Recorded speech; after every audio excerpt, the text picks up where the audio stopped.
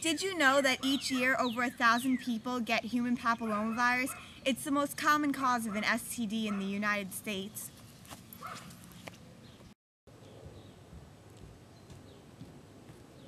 Did you know that most people that have HPV don't even know it? Did you know that 40 million Americans have HPV?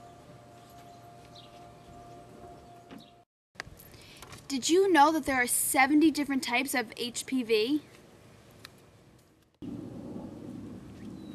Did you know that 1/3 of those types are spread through sexual contact? Did you know that 30 types of HPV lead to severe side effects, including cervical cancer? Did you know that the majority of women who get human papillomavirus in their teens don't get cervical cancer until they're between the ages of 35 and 55? Did you know that women can now be prevented from HPV? It's a new vaccine called Gardasil. If you're between the ages of 9 or 26, get vaccinated to prevent cervical cancer. Be one less!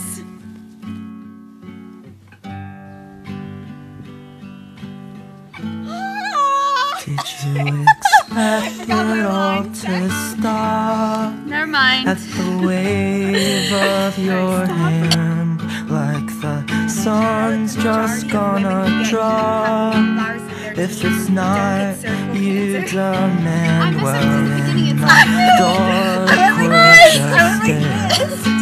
so the haves might dissolve. Be one less. Once we're gone, who's gonna care if we were ever here at all? Well, summer's gonna come, it's gonna cloud our eyes again. No need to focus when there's nothing that's worth seeing. So we trade liquor for blood in an attempt to tip the scales. I think you lost what you loved in that mess of details. They seem so important at the time, but now you can't even recall any names, faces, or lines. It's more the feeling of it all. Well, winter's gonna end, I'm gonna clean these veins again. So close to dying that I finally can start living. Alright.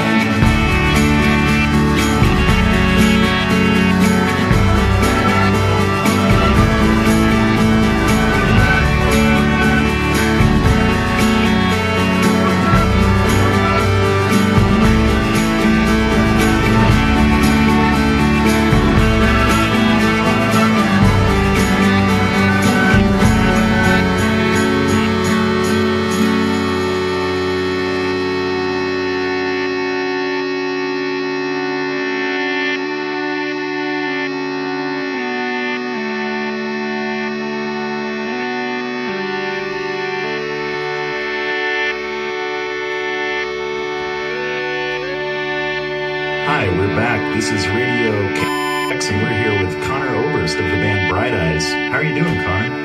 Fine, thanks. Just a little wet. Oh, it's still coming down out there. Yeah, I sort of had to run from the car. Well, we are glad you made it. Now, your new album, Fevers and Mirrors, tell us a little bit about the title. I notice there is a good deal of repeated imagery in the lyrics. Fevers, mirrors, scales, clocks. Could you discuss some of this? Sure. Let's see. The fever is... First, let me say that this is a brilliant record, man. We're all really into it here at the station. We get lots of calls. It's really good stuff. Thanks. Thanks a lot. So, talk a little bit about some of the symbolism. The fever? Sure. Well, the fever is basically whatever ails you or oppresses you. It could be anything. In my case, it's my neurosis, my depression. But I don't want to be limited to that. It's certainly different for different people. It's whatever keeps you up at night. I see.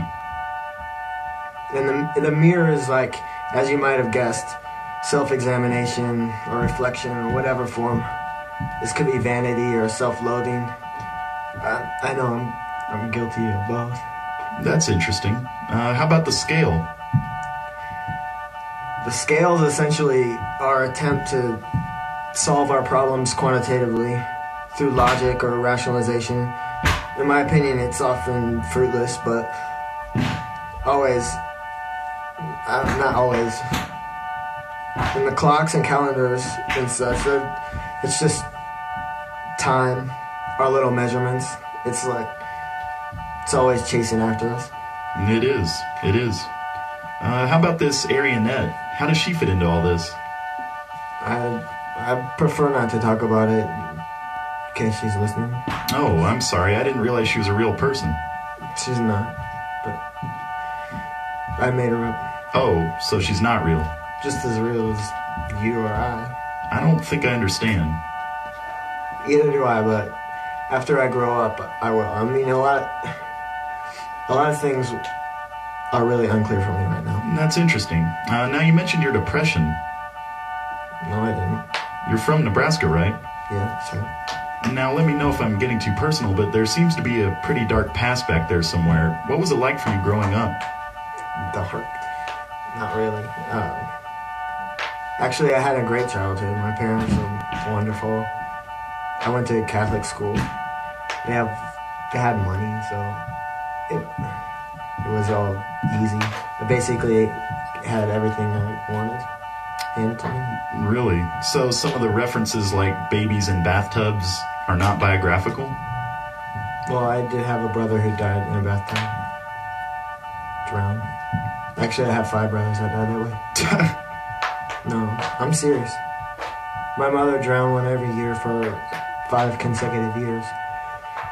They're all named Patrick, so they all got one song.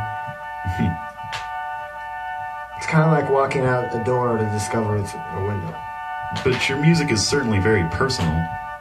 Of course, I put a lot of myself into what I do, but it's like being an author. You have to free yourself to use symbolism and allegory to reach your goal. And a part of that is compassion, empathy for other people and their situations. Some of what I sing about comes from other people's experiences as well as my own. It shouldn't matter. The message is intended to be universal. I see what you mean. Can you make that sound stop, please? Yes. And your goal? I don't know. Create feelings, I guess. A song. It never ends up the way you planned it, though. That's funny you would say that. Do you think Do you that... ever hear things that aren't really there? I'm sorry, what? Never mind. How long have you worked at this station?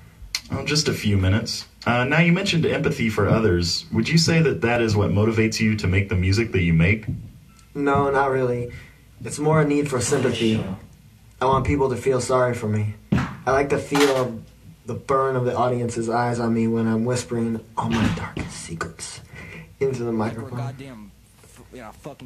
When I was a kid, I used to carry this safety pin around with me everywhere I went in my pocket, and when people weren't paying enough attention to me, I'd dig it into my arm until I started crying. Everyone would stop what they were doing and ask me what was the matter. I guess I kind of like that.